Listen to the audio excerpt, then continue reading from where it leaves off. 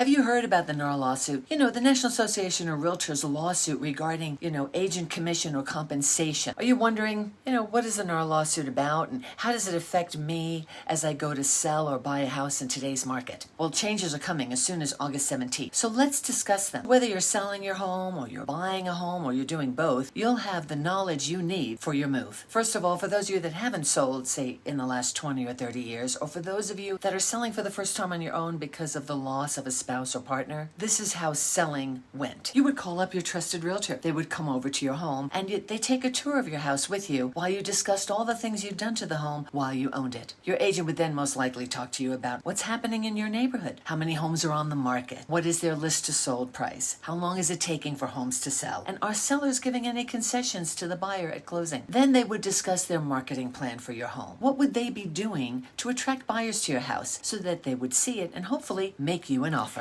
And then, if you and that agent decided to work together, they would put that in writing in what we in Denver call the exclusive right to sell listing contract, or as it's more commonly known, the listing agreement. The listing agreement is between you and the brokerage company, with your agent as a representative of that company. And it would outline how the agent would represent you. In Colorado, that would be either as your seller's agent or as a transaction broker. And once you decided which one you wanted, there's a section in this agreement that outlines all the duties the agent owes you and what you owe the agent as far as representation and behavior goes. This agreement, which is a 12-page contract in Colorado, would also include information about your property, what was staying with the home and what's going with you when you sell. You would also put in there the sale price of the home and how much earnest money you wanted the buyer to put down with their offer, as well as what type of loan you were accepting on the property. Then within this agreement, there's talk of compensation to the brokerage for the job the agent's going to do. This has always been negotiable. It's never been a set number that the media would lead you to believe. It's always negotiated between you and your agent because every seller has a unique situation. Then once the amount was agreed upon, your agent would do something no other salesperson ever does. They would immediately turn to you and say,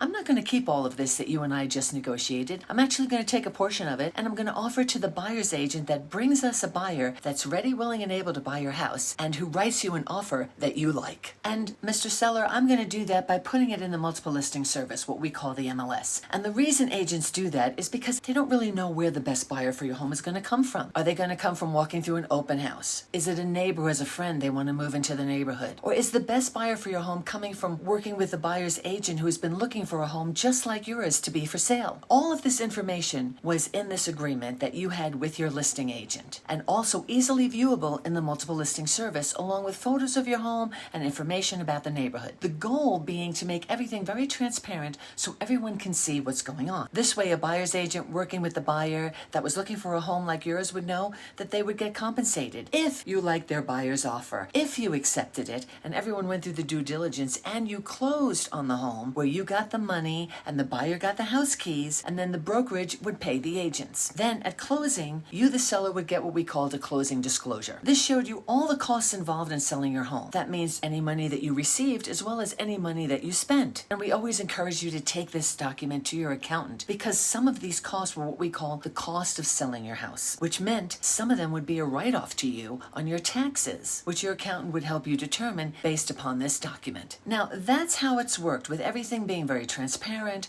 both in writing and in the MLS, as well as everything being negotiable. At least that's what we thought. However, several anti-lawsuit trusts came about that accused the National Association of Realtors of inflating real estate commissions. Actually, the DOJ called this a conspiracy, with the idea being that if you sold your home and you were offering the buyer's agent one fee, and then your neighbor was selling their home and offering the buyer's agent another fee, maybe a higher fee, that your home wouldn't sell because agents would only go where they're getting paid more money. Really? I mean, it's laughable. That example alone shows you there was no fixed number. Otherwise, it would not have been, according to the DOJ, a conspiracy. And did they forget that everyone has one of these? They're carrying it around. And in most cases, buyers are telling us, the realtors, what houses they want to go see. Realtors aren't scrolling through, going, ooh, you're not paying me enough, so I'm not going to show your house. Do agents do that? Well, maybe, but that's what my grandmother used to call the low-hanging fruit. Your trusted realtor that's working hard to help you get what you want isn't behaving that way. Anyway, as of March 2024, NAR agreed to pay $418 million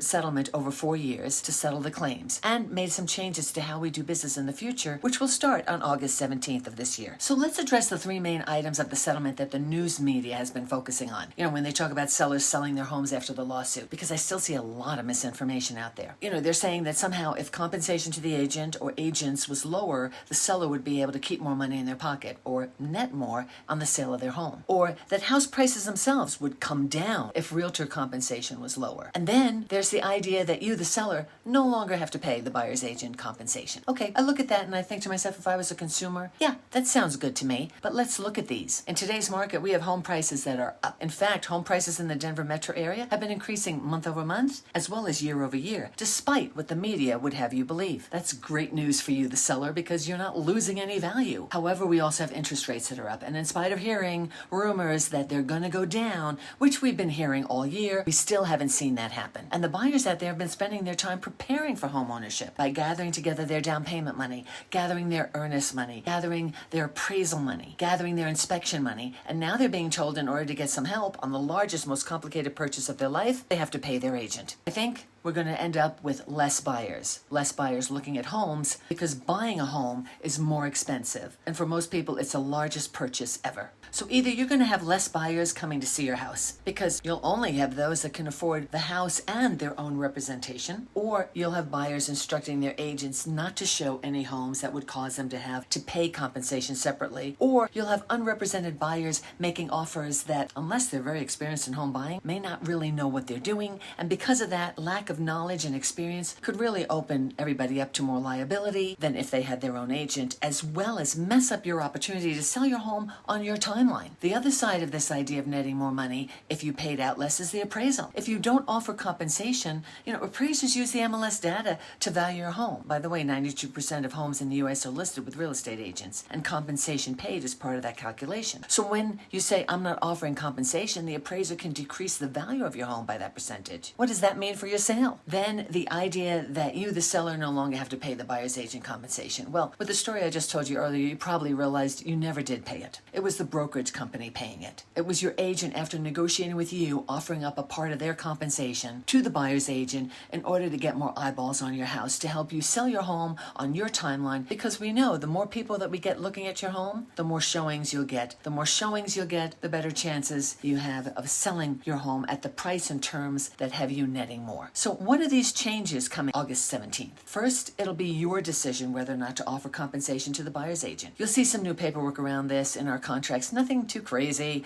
from what we already had in there, but just some clarification so that you understand your choices better. Second, your listing agent will no longer be allowed to advertise your offer of compensation to the buyer's agent, should you choose to do that, in the MLS. They'll be able to advertise it on their voicemail, they'll be able to advertise it on their signs, but they won't be able to advertise it in the MLS along with your house. Now, hopefully, that means more agents are calling me about my listings, which is fine because, I love talking real estate. The other change is going to be on the buyer side. If you're a buyer and you want to go see a property, you will need to have a written agreement with your real estate agent. Much like the listing agreement on how the agent should behave and represent you, there'll also be a discussion in there with your agent about how they should be compensated, and you're to instruct them how to receive their compensation. So I don't know if this will help or hinder us. We'll have to see. Hi, my name's Peggy Durstoff, a realtor with Live Denver Suburbs, powered by HomeSmart. Feel free to reach out to me if you want my free handout on what these changes are and how they impact you as either a seller or a buyer in today's market. My contact information is in the description. In the meantime, if you enjoyed this video,